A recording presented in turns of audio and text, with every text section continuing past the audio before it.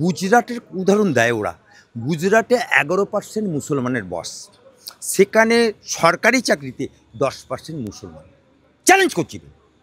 আর তোমার এখানে 35% সরকারিভাবে, বেসরকারিভাবে 45% মুসলমানের বাস, চাকরি সরকারিতে 0.5%। 0.5%। তুমি মুসলমানদেরকে ভোট লুটেরা বানিয়েছো, তুমি মুসলমানদেরকে ভোট ক্যাচারা বানিয়েছো, তুমি মুসলমানদেরকে গুন্ডাগার্দি করতে শিখেছো, তুমি মুসলমানদেরকে রাজনীতির ডান্ডা ঝান্ডা ধরতে শিখিয়েছো। এই কারণেই আজকে বাংলার বুকে সব আচ্ছা এসআর হচ্ছে। 11টা রাজ্যে কোনো শব্দ আছে? যত দুমদমাদম যেন ঢাক বাজছে, দুমদমাদম সবই হচ্ছে আমার বাংলায়। অর্থাৎ এখানে বেকারের সংখ্যা বেশি, অশিক্ষিতের সংখ্যা বেশি।